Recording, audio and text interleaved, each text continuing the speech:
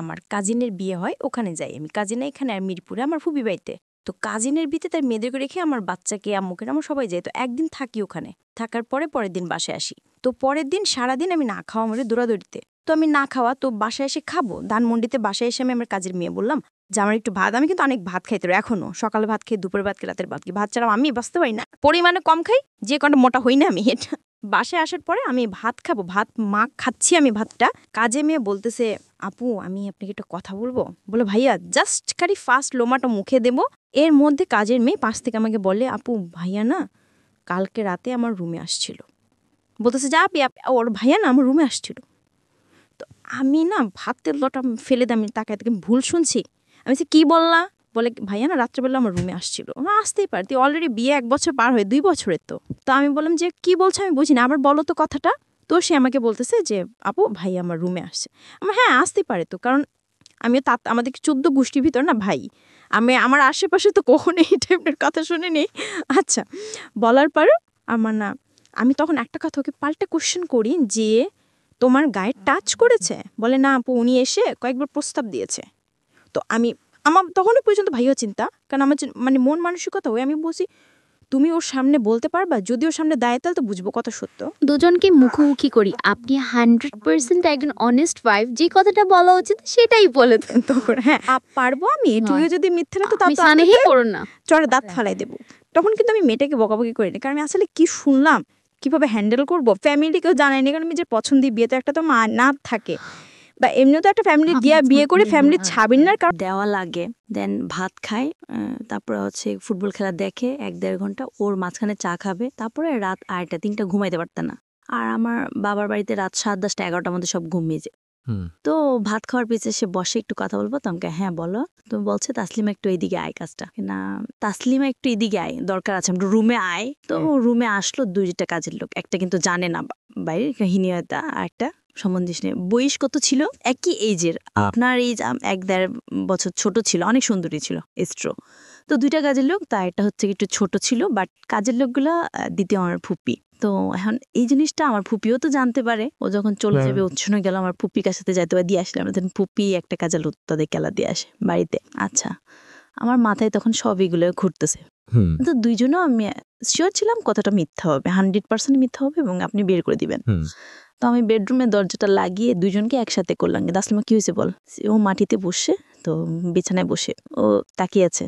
হ্যাঁ কি হয়েছে, ওকে ডাকছো কেন বেডরুমে? আমি বলছি কি হয়েছে, কালকে এত মাস্টার একটু বলতো, আমি বুঝি নাই। ভাই আমার রুমে গেছে। আমি কি ভাইয়া তোমার রুমে গে? হ্যাঁ ভাইয়া আমার সাথে থাকতে চাইছি। আমি কি থাকতে চাইছি মানে কি, ওই তো সে ইংলিশে সেক্স বলতে পারতেছ না, এটা ওয়ার্ডও জানেও না।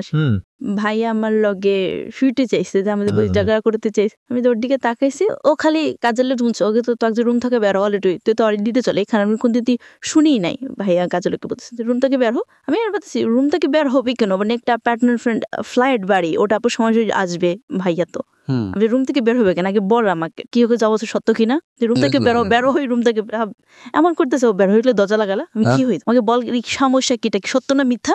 আমি ওর বারবার বাধা দিছি, আমি যেতে পারবো না। ও জাস্ট আমাকে ধাক্কা দিল, আমি জাস্ট বিছানায় গিয়ে পড়লাম, বের হয়ে গেল।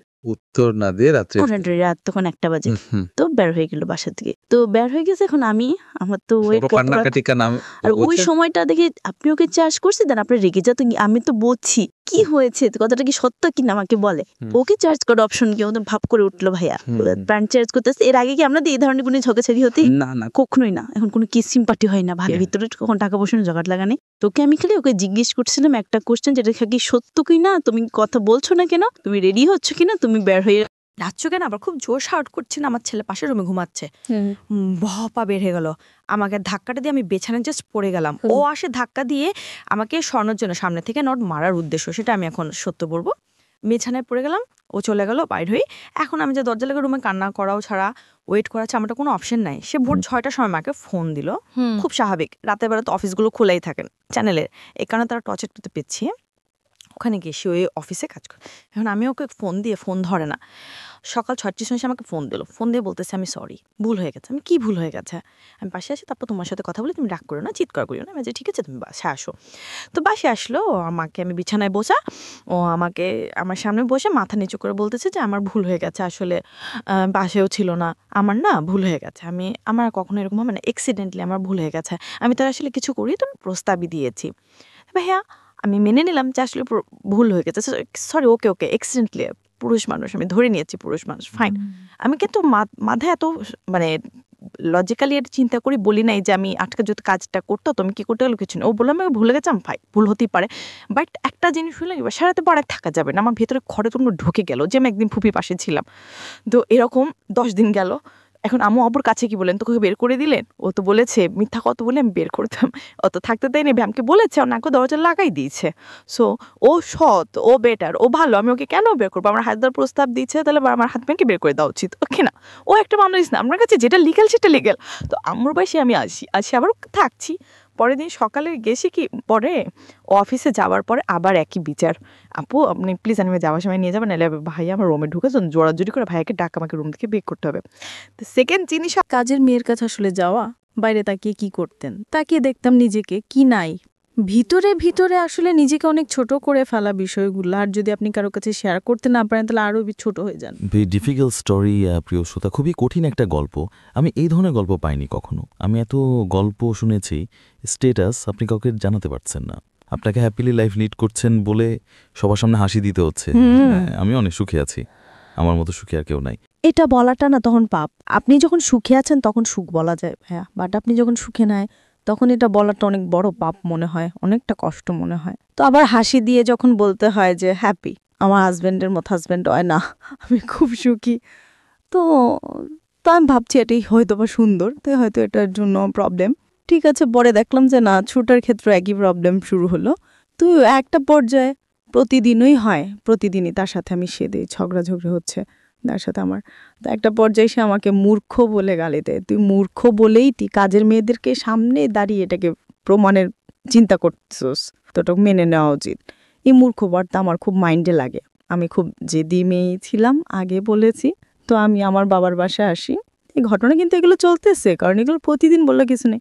তো বাসায় এসে আমার বাবাকে বললাম পড়াশোনা শুরু করব। অলরেডি তখন বিয়ের 2 বছর।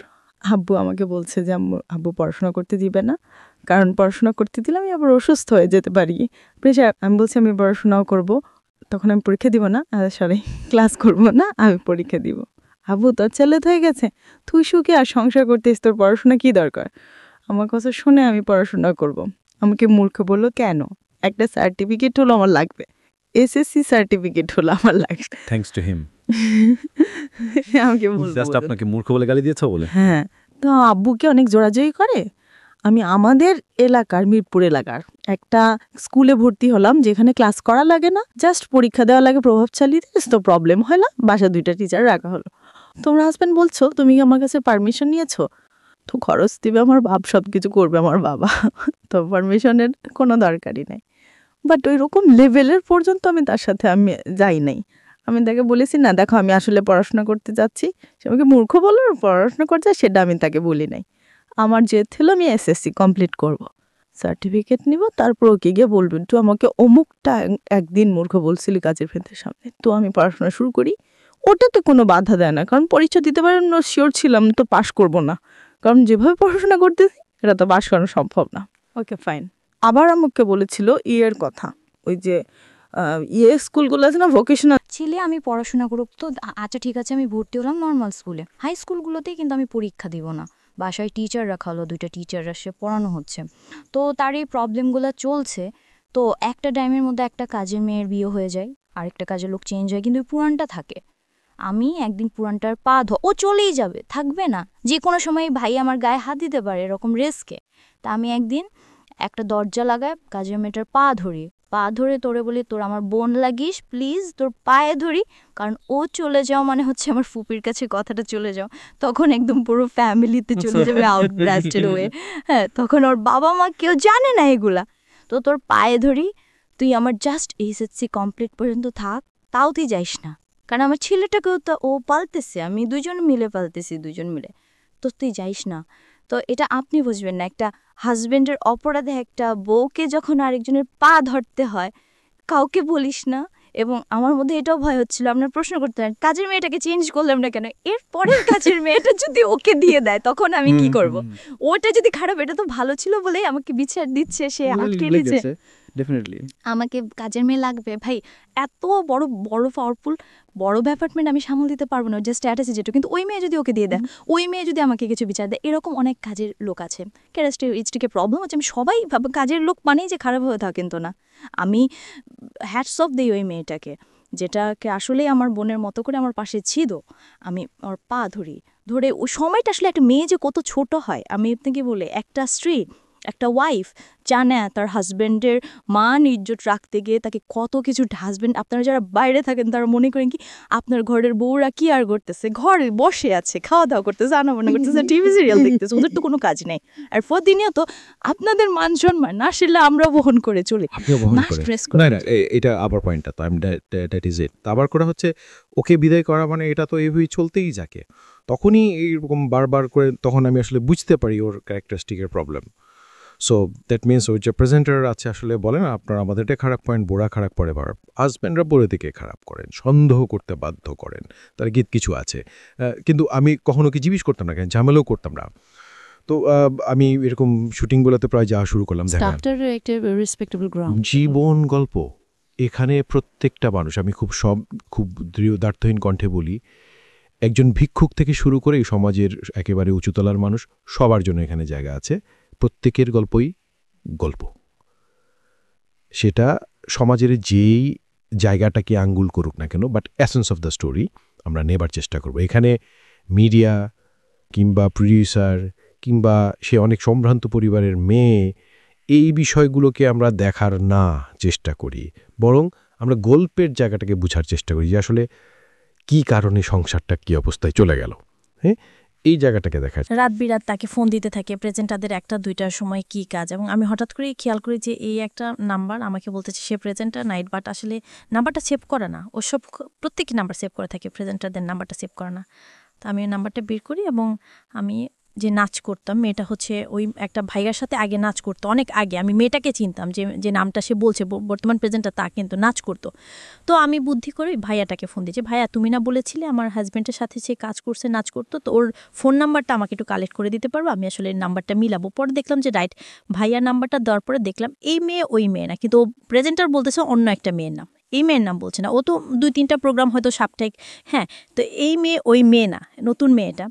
তো রাতে 2টা-3টা বাজে কিসে প্রেজেন্টার, দেন আমি তার সাথে রাগারাগি করি একদিন, যে রাত 12টার পরে তুমি যখনই বাসায় ঢুকো, রাত 2টা-3টা বাজে, তুমি যখন অফিসে থাকতেছো তখন ফোন ধরো, কিন্তু বাসায় ঢোকার পর সেটা রাত 12টায় হয়ে যায়, তুমি আর ফোন পিক করতে পারবে না। Okay fine. হঠাৎ করে একদিন ঘুম ভেঙে দেখি সে পাশে নেই। তো আমি উঠে গিয়ে দেখি যে সে আমার গেস্ট বেডরুমের বারান্দাতে গিয়ে কারোর সাথে ফোনে কথা বলছে।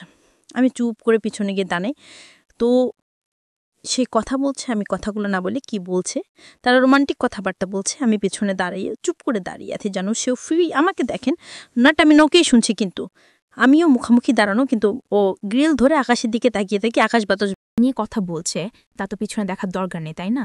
তো আমি তো দাঁড়িয়ে আছি, তো সে যে কথাটা বলাটা বন্ধ করে পিছনে ফিরে এসেছে।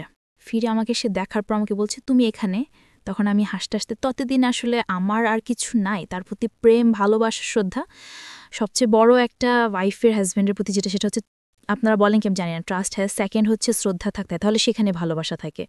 তো আমি যদি আমার সে 10 বছর বড় হোক আর আমার সেম এইজই হোক আমার হাজব্যান্ড, আমি তাকে শ্রদ্ধাই না করি, তো ততদিনে আমরা তার ভিতরে, তার জন্য আমার সম্মান, প্রেম, ভালোবাসার কিছু নেই। তখন আমি আমার ফ্যামিলিকে কিছু জানাইনি। তা আমি যখনই সে পাল্টা ঘুরে পড়েছে আমাকে যখন দেখে, আমি হেসে দিয়ে তাকে বলি শীষ চলো ঘুমাতে যাই, বলে আমি সোজা ঘুমাতে চলে গিয়ে আমি বাড়ি চাপা দিয়ে কীভাবে কান্না করেছি আমি জানি না। আজকে দিনের কথাগুলো বলছি না, আমার খারাপ লাগছে না, আমি হাসছি, কারণ আমি জানি আমি যেহেতু একটা মানসিক রোগী, অসুস্থ ছিল, আমার কোনো ফ্রেন্ড ছিল না, আমি বিষয়গুলো এটাকে কীভাবে ভিতরে ডিল করেছি এটা তো ও জানতো হচ্ছে স্বাভাবিক না। আমি যদি একবার মেনে নিয়েছি, সো না, ওর তো নিজের থেকেও একটা ভয় থাকা উচিত ছিল।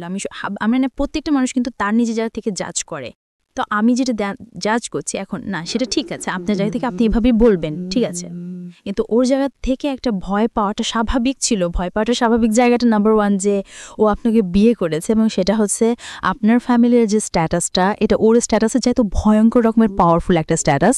নাম্বার 2 সেটা হচ্ছে যে ও তো আপনাকে সবকিছু জেনে শুনে বিয়ে করেছে, যে কনভার্সন দিস হার বিয়ে ইজ এ মারাত্মক রকমের ডিসঅর্ডার। সো সুতরাং এই অবস্থা থেকে আপনাকে যদি মানসিক চাপের মধ্যে রাখে ও তো নিজেও একটা বিপদে পড়বে। ওর তো কিছু যায় আসে না ভাইয়া, কারণ আলটিমেটলি আমার ফ্যামিলিতে ডিভোর্সটা নাই, সেকেন্ড বিয়ার হচ্ছে না, আর আমার বাবা মা আমাকে সুখী করার জন্য আমার সুখ ও এটা ওর ধারণা, আমাকে হ্যাপি একটা সুযোগ হিসেবে নিচ্ছে। তো না, আমি তো থাকছিলাম, আমি পা ধরতাম, পা ধরে কালনা করতাম, ব্যাক কর। So this is another point. প্রিয়শ্রোতা এতক্ষণ পর আমাকে কথা বলে জায়গা তৈরি হয়েছে, আমি এতক্ষণ ধরে শুনছিলাম। একটা মানুষ যদি ভুল করে এবং সেই ভুল করা অবস্থায় আপনি বুঝতে পারছেন যে মানুষটাকে আপনি অনেক লাভ করেন, এবং আপনি যদি তার উইকনেসটা শো করেন, আপনার উইকনেসটা, লাভ এন্ড উইকনেসটা, তাহলে আপনি গেছেন। মূল কথা হচ্ছে যে সে আরো বেশি খারাপ করতে থাকবে এবং আপনার কিছু বলার থাকবে। সেটা একটা পার্সনই ছিল যে কিনা আমাকে ফার্স্ট বুঝতে পারতো। সো আমি যেটা করছিলাম আমাদের জওয়ানের মতো কি হইছে, আপনি যেটা করছেন আর যেভাবে হোক না কেন তাকে একটা মানুষের প্রতি, একটা মেয়ের প্রতি এরকম না, আমি বললামই তো, আমি ওখানে এক শুরুতে টিজিং আমি বুঝে গেছিলাম ততদিন।